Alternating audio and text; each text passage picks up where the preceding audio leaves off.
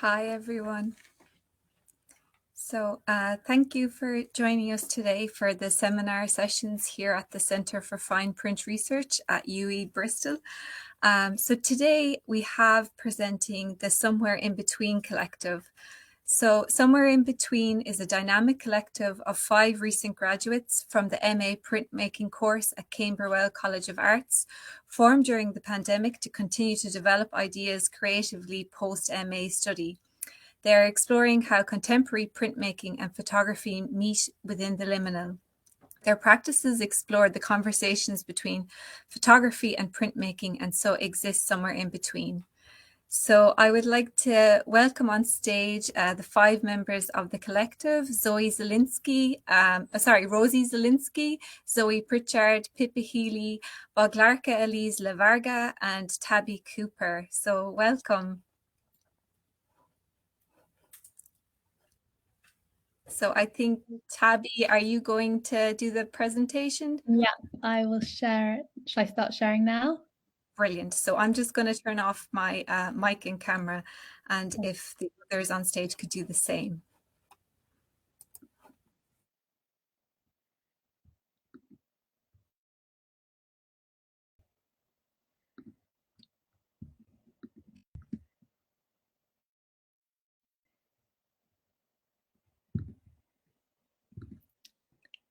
Oh, sorry. Okay, so I'm Rosie, and I'm going to be starting our presentation on the dyad between printmaking and photography, so welcome. So my practice utilises the photographic image in relation to landscape, and both my practical pieces explore these and in the natural landscape. I create disorientation within my work via disruption of the camera's lens. The fragmentation of imagery offers fleeting viewpoints and challenges the way we see and perceive space. I mainly work with analogue practices, including 35mm film, photo etching, lithography, and screen print. My work flows between analogue and digital processes in a cyclical nature. Time is a key element in my work. I'm particularly interested by the perception of its passing, which can elicit a sense of the in-between. I'm just going to quickly talk through my 2 works that are shown here. So my first piece that you can see on screen is from my Q series and is an A1 screen print. Although it appears monochrome, I actually used my cyan screen to print it, which is created when I was breaking the original image into full colours for a CMYK screen print. This enhances the idea of the dissemination of the image. I particularly like the sense of movement and the ambiguity of place this creates.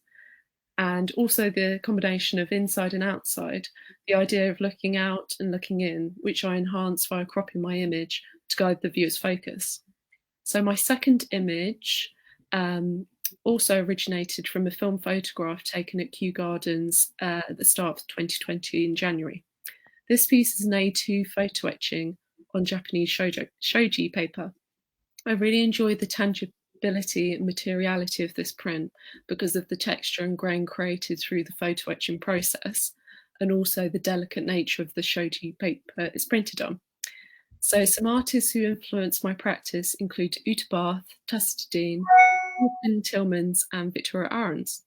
So now I'm going to pass over to Pippa, who's going to talk a little bit about her work. Pippa Healy. I'm a photographer and printmaker, and I also make zines. My practice is diaristic and consumed with themes around loss, longing, violence, and grief. My practice is always emotionally driven, and my experiences shape the way I make my work. I'm fascinated by the abject and the sublime and the duality of fact and fiction. The image you're seeing on the screen here is a photo collage. So was taken in Austria from a series called The Lake, which I made in 2019 and returned in 2021. The process of this series was I walked around a lake in Austria each day for 2 hours, and I took images kind of unconsciously with a Contax T2 film camera with 35mm film and this film had a light leak in it, so I wasn't quite sure how the images were going to turn out, and I wanted to put myself in the landscape without actually putting, physically putting myself in. So this image actually is a full colour screen print, and the image inside it is a negative reversal of that image. And these I then put together, and it's actually a couple of different sizes, but I've made it into a vinyl, so it goes on the wall behind other images that I've made during that time. I come from printmaking from a very different background because I come from photography. So my photography informs my printmaking, and printmaking informs my photography. So I've started to take my images very differently and use much more colour since I started printmaking. I did an MA in photography at St Martin's and Westminster, and then my MA in printmaking was at Camberwell. And I really enjoy the process of making images and taking them apart and putting them back together again. And so I've used screen with these images because I wanted to take it back to the full colour CMYK and make images that way. If we could look at the next image, please.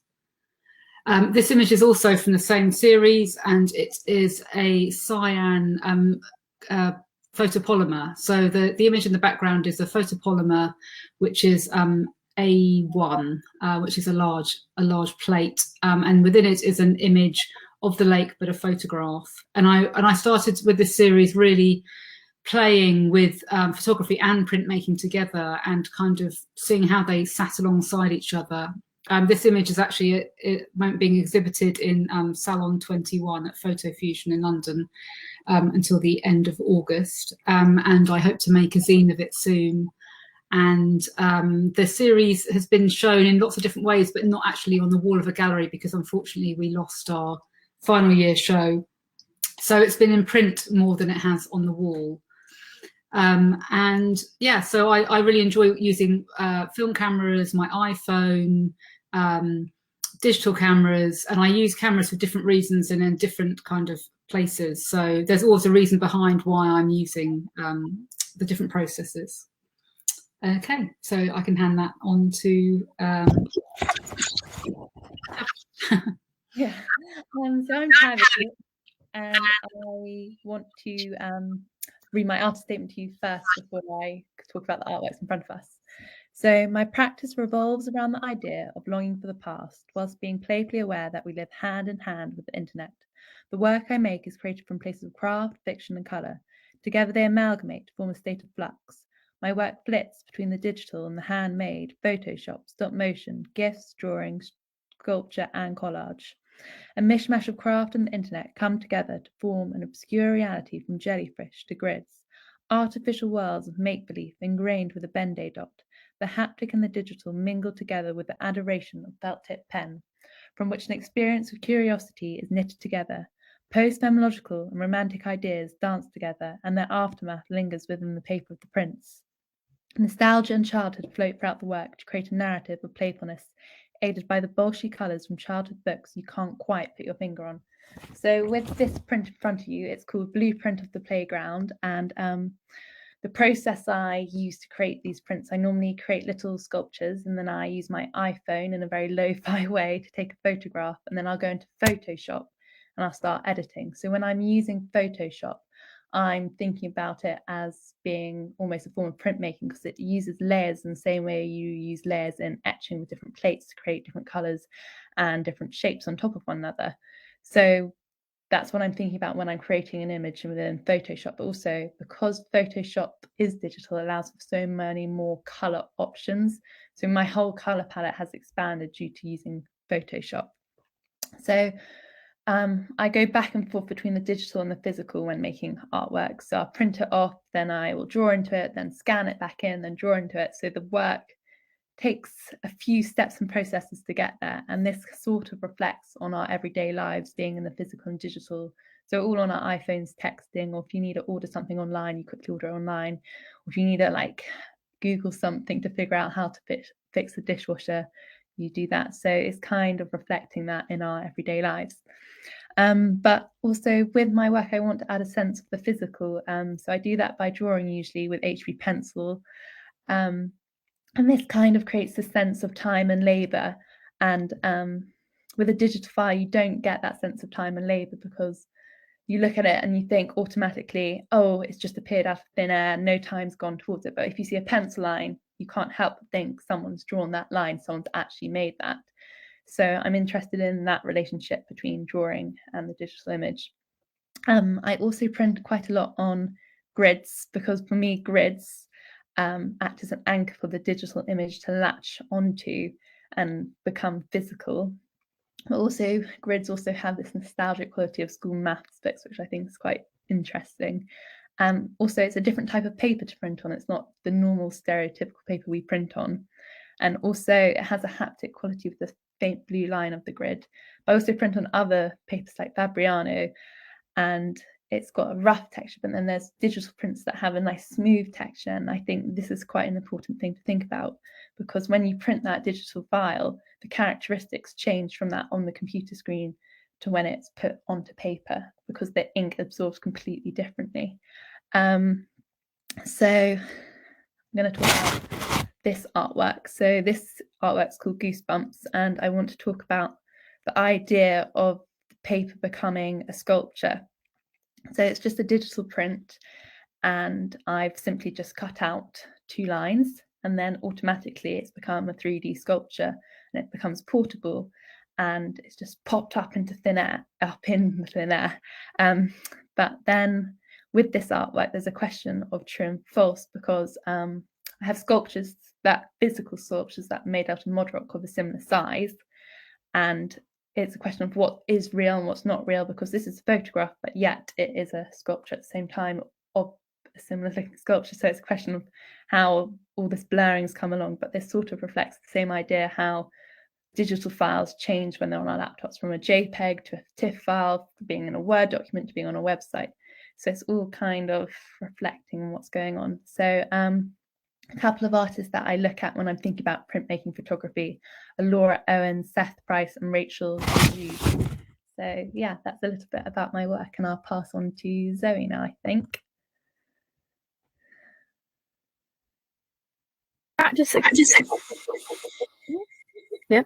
My practice explores the world of ambiguous imagery through the lens of photography and photomechanical print processes. I am interested in creating deeply mysterious monochromatic imagery which seem recognizable, yet also generates a worth of uncertainty. Imagery that is open to more than one interpretation and which has no obvious meaning. My imagery is often in monochrome, suggesting to the viewer that the everyday material is something in the past. Digital print and lithography are my main methods of working, which all have an innate familiarity with the materials in hand. It is this combination and dialogue across print languages which really excites me. In bringing together digital and traditional printmaking, the image becomes ambiguous. The viewer is in a creative engagement with the image far more than the initial identification of the image. Therefore, the act of seeking actually forces the viewer to be proactive in search of the space within the imagery. In an interview with Shelley Cockington in the journal Contemporary Art 1997, Uta Barth states that I have never been interested in making a photograph that describes what the world I live in looks like. I am interested in what pictures of the world look like.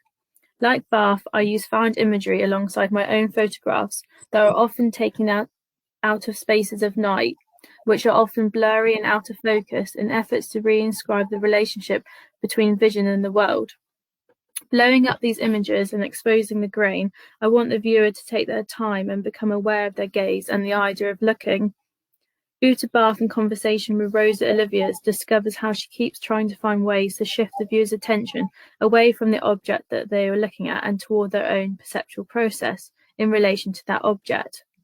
The question for me is always, how can I make you aware of your own activity of looking instead of losing your attention to thoughts about what it is that you are looking at? In my paper lithographs and transfers, I want to foreground the perceptual experience over anything we may think about, whatever it is we may be looking at. Removing the foreground and blurring the background, I want the viewer to be immersed in the visual experience of looking. Can I have the next slide, please, Abby? Thank you. Having gone back to my family home due to lockdown when we were completing our course at Camberwell, and only being able to create where I was living, I had become confined to an interior space, making art with the materials I had to hand, was thinking about the photographic image now from a distance. Working with the materials I had around my house, I made my own printing plate by mixing gelatin sachets with water and water-based inks, and this is displayed on the screen currently. Having no access to a digital printer, I placed the found images onto the plate to reveal unpredictable marks, textures and tones, while still questioning the physical substance of the work now from a distance. Through this new finding, I want to continue to explore the limits of this non-photographic process to further exhaust out the imagery, opening a space for both the artist and the viewer to experience the world around us. Within my practice, I find myself working with an assortment of images and process, with each one influencing and merging together when presenting my work to the viewer. By slicing the space, disrupting and fragmenting together, it provokes the act of looking and further sense of questioning. Viewed from a distance, the work is challenging in both size and subject. However, when we take a step nearer, we see the print close up. The entire composition, which at first could be seen as blurry and out of focus, becomes clearly defined and up to interpretation to the viewer. That the act of physically approaching the works results in the image becoming clearer. Thank you for listening, and now I'm going to hand you over to Elise.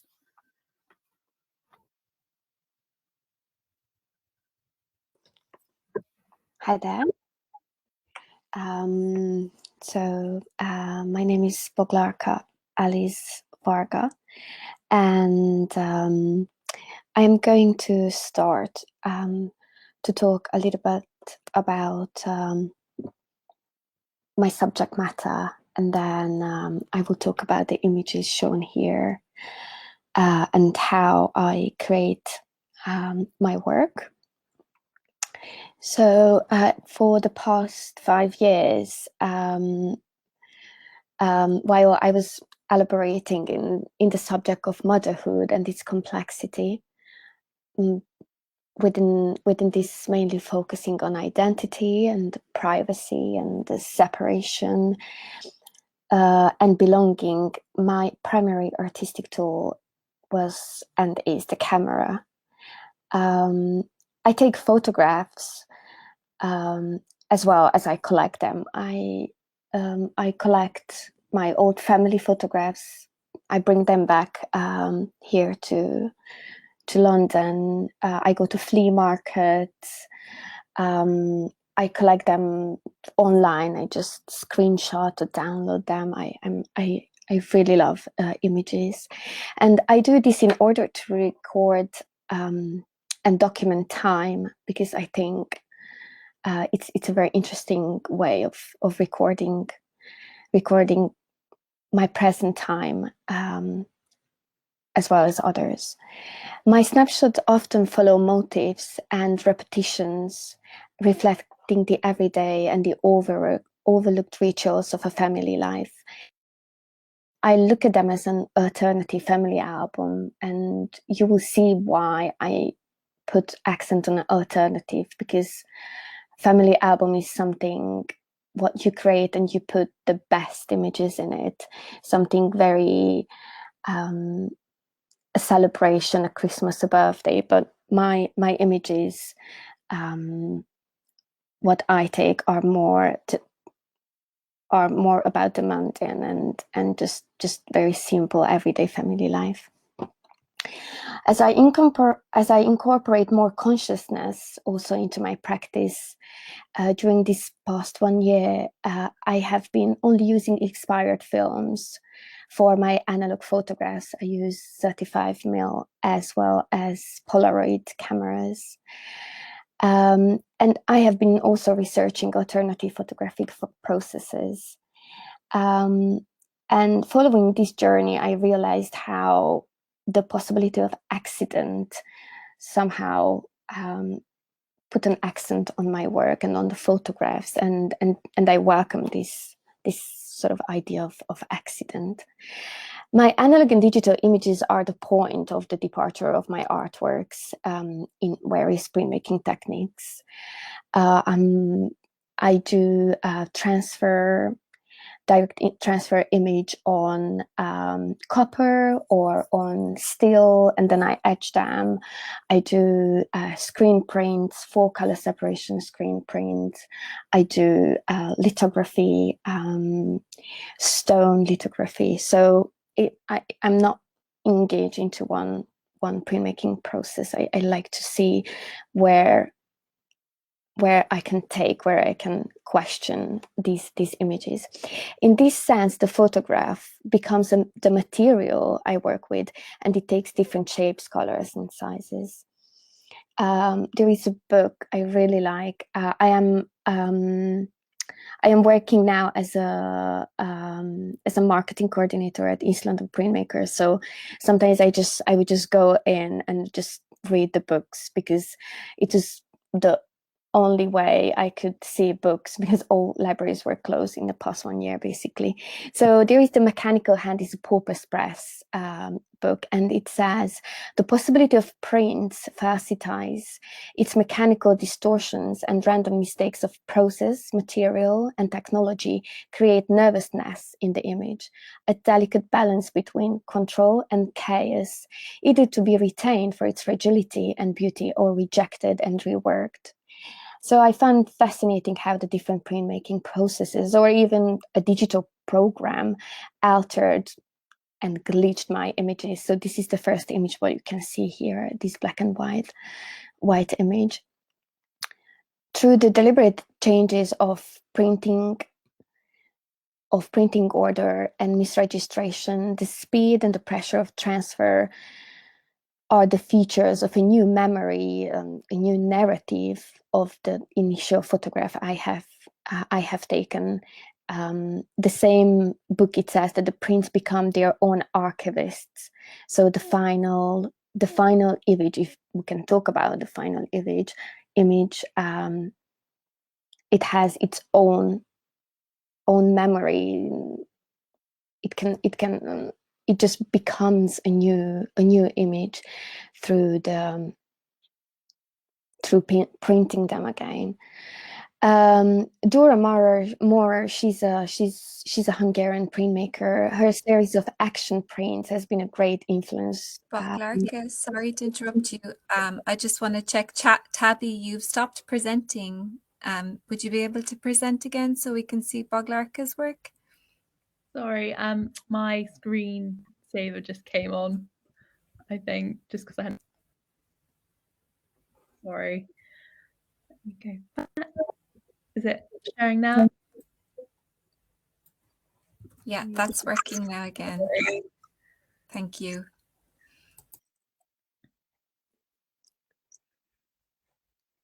So Dora Maurer, she's a Hungarian artist, and I've seen her work at the Dyad, and her work has a great influence on my printmaking practice, because I started to look at printmaking not just the final print, which plays an important role, but also the plate itself, what's happening with the plate, how can I work with the plate more, and what is the plate actually. And an art historian, Dieter Runte, writes about Maurer's work that printmaking becomes an action and the documentation of an action in which the plate plays the role of an action object. So I'm not able to show to you now, but the black photograph, which is a glitched image, I used wood, and I etched it, etched on the wood with. Can you help me out? Digital etching. And it became very, very interesting. So that is a work in process right now. I'm printing and trying to find which paper would work, or which ink would work the best, and how this image, again, being translated by a mechanical process back into into a new memory, into a new image, and that I didn't really have control over it, and that really fascinates me. Now the lost image,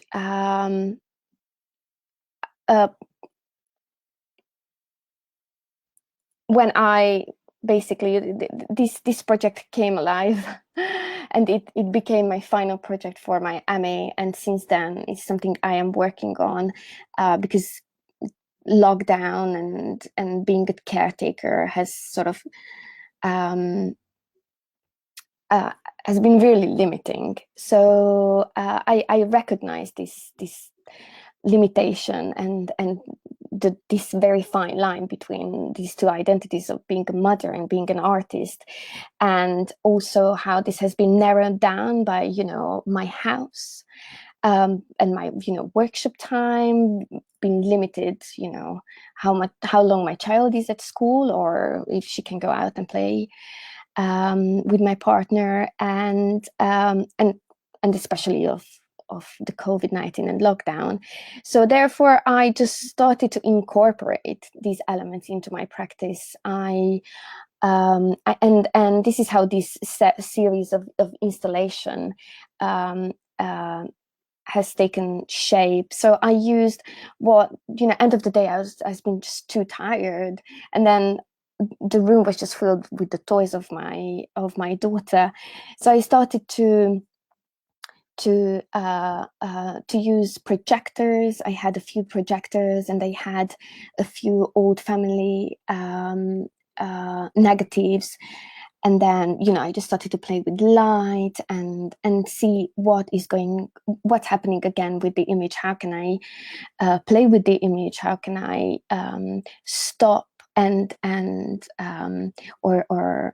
repeat it, and build up new narratives within this space, within this domestic space, and using domestic, you know, a chair and whatever. I had books, and it was really playful, and sort of started me to think around again about printmaking, not such a very precious thing about my plate or the work. It became more playful, and this is what I'm trying now to follow with the image making and the printmaking side of my practice, that I let it go, the control, and try to focus on what the processes are doing with my images. And yeah, and let's see, hopefully there won't be any more lockdowns, and yeah, we can be back again to the studio.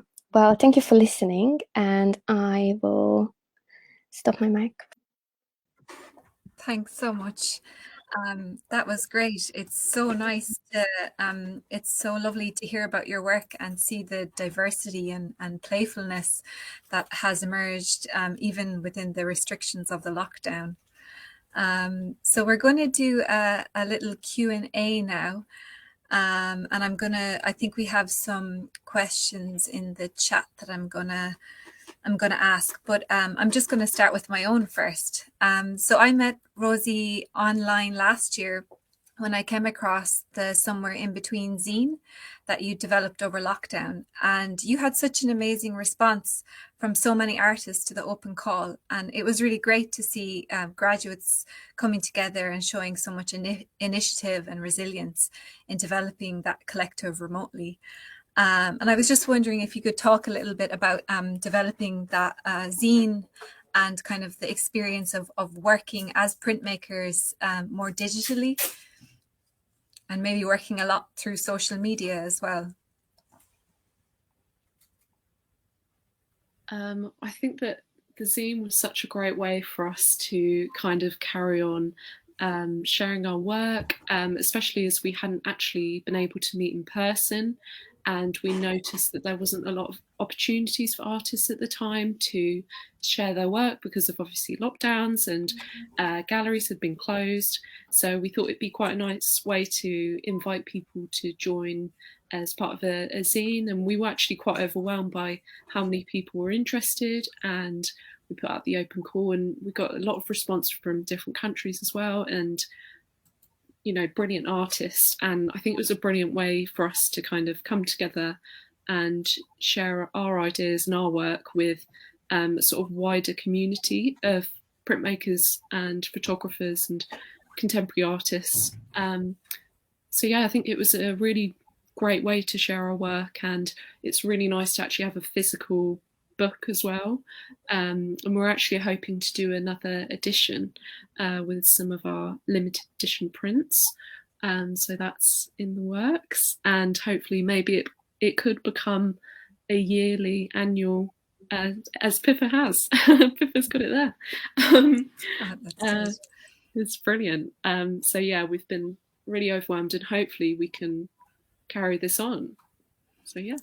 Yeah, and I know you described to me before, Rosie, that the zine was kind of like the kind of collective working on it was like this huddle of encouragement, and I really liked that, because I could really sense that it wasn't just about making work, but about having a collective that support each other, and that sense of caring for each other through kind of a really difficult time, which I thought was really great.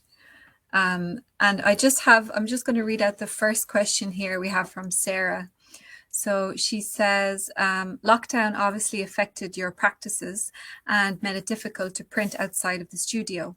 What will each of you take forward in your practice from what you learned to do without facilities?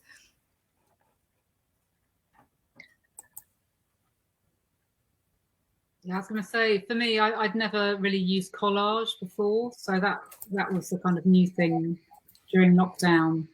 And also just the lockdown did make you look at the work you'd already made and made you really think about it, rather than, I'd come from photography, so printmaking, you end up making so many images, and I hadn't really experienced that before, and I found it very overwhelming.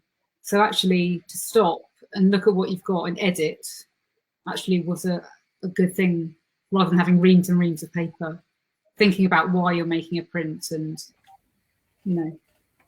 Yeah, so that sense of purpose seemed to become quite strong.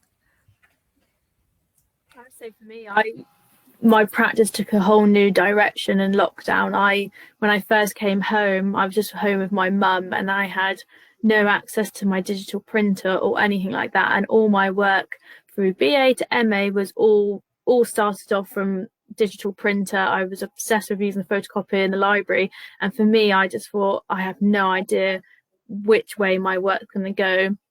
And I found the process of doing jelly plates, and I just became obsessed with it. And I think that's just taking my practice in a whole new direction, which I never would have thought about before.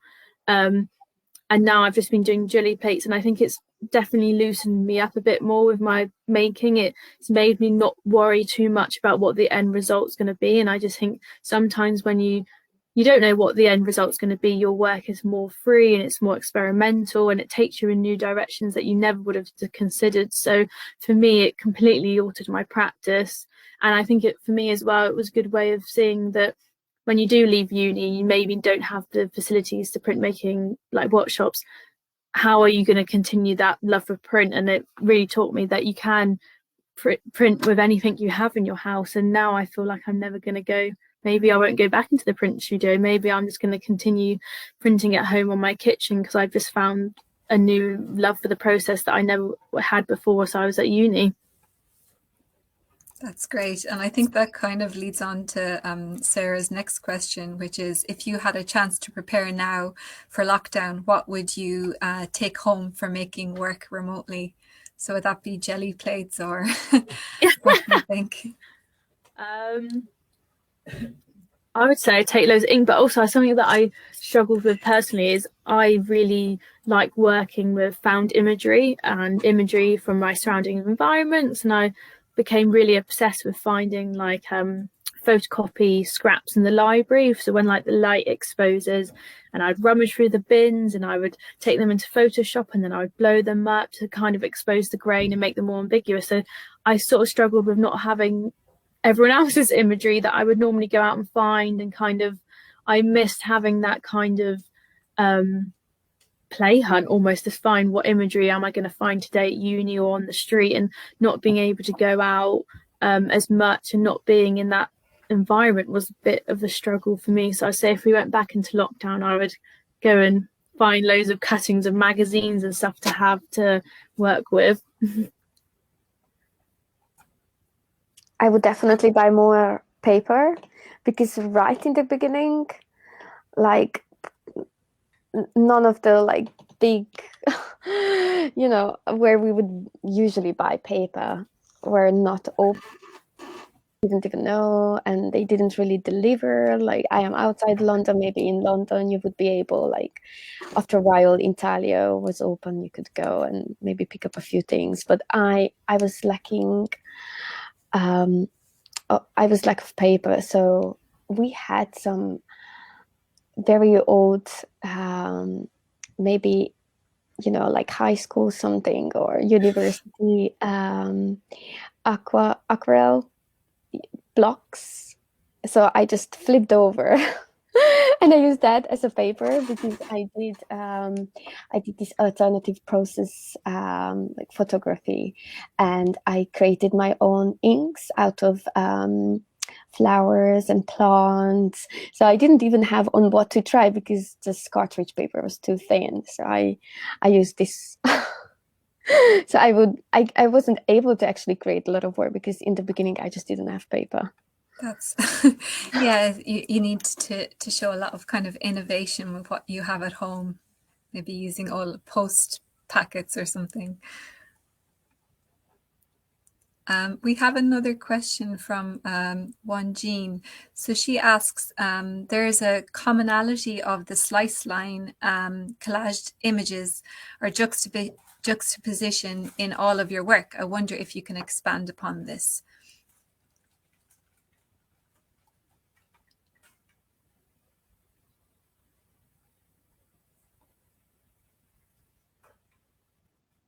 Question one more time. Sure. Okay.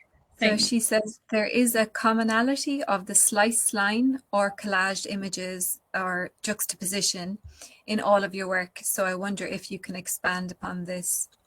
So I think she's talking about that sense of collage that you've all kind of touched upon, or maybe layering the digital and the analog, and these kind of lines that are going through the work. So whether they're either kind of that digital splice or maybe they're analog.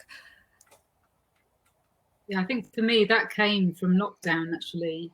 I hadn't really experimented with that before, and it was, for me, coming from photography, you know, an image, you take an image and you print it, and so for me it was actually trying to physically do something different to the image, and yeah, add another layer or add another kind of conversation within it. And I think now images need more, you know, because there are so many images in the world. For me to have that handmade image with the photographic image, or scanning an image, it just gives a lot more to the work, more depth.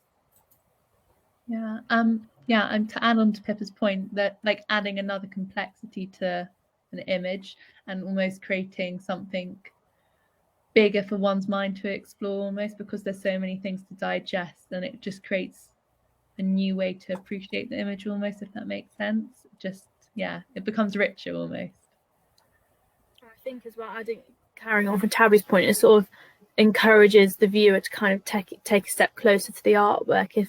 If you have a piece of artwork, you have several components to it and it's overlapping and you can't see what's behind it, it sort of encourages the viewer to get close to the artwork and kind of want to, oh, what's behind that image? I can't see it, but I can sort of make up in my head what it is. It's almost too abstract to kind of clearly identify, but then in your mind you have to make up the rest of the image. And I think that's kind of an exciting point as well, that you're, as the artist, you're giving the viewer your artwork, but you're also, there's a part of it that's also hidden as well, so there's an element of mystery. And I like to combine different elements of my work because I normally work in quite a few different ways and mediums. I work a lot with like digital, and then sometimes I take it into like photo transfer methods or lithography, but I like to hide some bits because it sort of encourages you to take a step closer and make up in your mind what's behind the image, and it kind of takes your mind in another direction. So yeah. Yeah, and that was something I wondered myself about, kind of how those processes might influence that there's a sense of temporality in the work from kind of changing between analog and digital. I know, Pippa, you talked a lot about using photographic processes, and I wonder, you know, if you kind of got that sense of slowing down from one process to another, or speeding up, because obviously the work has mostly been disseminated online on this kind of really quick digital media or Instagram or whatever, but maybe the process actually of making it was quite different and had that multiple kind of slowing down, speeding up thing going on. Yeah, I mean, for me, I chose very kind of complex, not complex, but difficult ways of making the work. So yeah, I mean, when I did 4-color polymers, you know, it was on the biggest press. You can't really talk to anyone. You've got to concentrate on what you're doing. And yes, that was all part of the work, because I was really, you know, I'd walked physically with this work, and then actually physically making it was important. And the 4-color screen, you know, again, was the first screen print I ever did. And I was very careful with what I'd chosen, the image I'd chosen, and I really just wanted to get inside those images. And I do like the way then it then goes into Instagram, and then it goes off on another journey. Because I think with work, you want lots of people to see it. So, you know, you can spend hours in the print room, and if no one sees it, then... Yeah, absolutely. And I think it's great kind of reflecting on that, you know, our kind of 19th century photographers and printmakers. We had this kind of really kind of male, largely known collective and exchanging ideas. And now we see that, like, there's people like the Somewhere in Between collective, who are a female collective, working mostly in photography and print, and becoming really visible through things like Instagram. And that's really great to see, I think. I think for us, I mean, we as a collective are very supportive of each other. And it was interesting when we did the zine, it was a kind of lesson for everyone to learn, is that when you go in for an open call, which images are chosen are, you know, are to do with the zine. So it kind of made you feel a bit better about when you apply to get in, because there may be a reason, you know, it doesn't quite fit with the brief.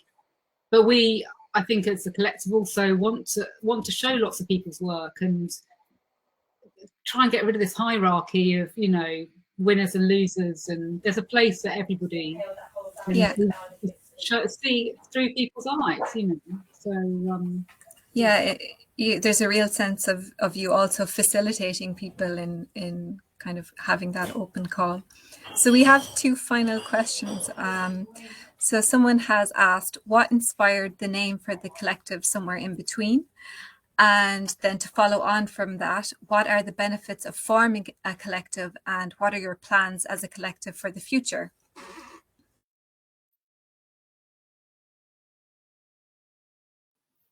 I think in terms of the name, when we came together, we kind of thought, okay, well, we all look at photography and printmaking, but we look at the crossover. And so we thought, okay, perhaps we could have something that illustrates we exist within that kind of liminal space. So we thought, okay, somewhere in between.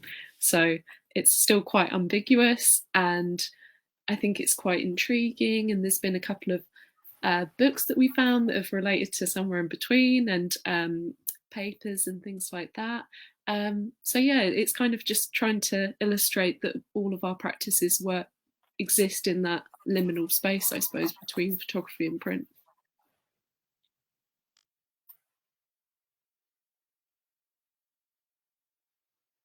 And plans for the future? I know you've mentioned maybe a second zine or an annual zine. Do you think that you maybe have an in-person exhibition, or what are your kind of hopes? I don't know if I should touch on this, but we are planning to do an exhibition. We have been having Zoom meetings together, trying to figure out spaces that are available, but it's still quite hard at the moment to find spaces. So we are planning in the next year for it to have a physical exhibition in some shape or form, just so we can kind of cement our work in the physical instead of just digital. So yes, that is happening at some point, fingers crossed. Brilliant. So we'll be looking forward to that. And if you're doing an open call for another zine, it would be great to kind of hear a little bit more about that, or where we can purchase it in the future? It would all be on our Instagram, so just keep an eye out over there. And we also have our email address, which is collectivesib@gmail.com. So if you want to contact us, and hopefully we'll, as we said, we will be bringing out a second edition of the zine. So just to keep an eye out on the Instagram. So yeah. Great. So I think that is all of our questions have been answered. So I'd just like to say a huge thank you to the Somewhere In Between collective. It's been really great to have you here, and yeah, there's been lots of conversation in the chat if you want to take a look. But yeah, and thank you to the audience. Thank you for everyone for coming and asking questions. And I think our next CFPR lunchtime seminar will be announced quite soon. So keep an eye out for emails and Instagram notifications on that. Thank you. Thanks, everyone. Thank you. Thank you. Thank you.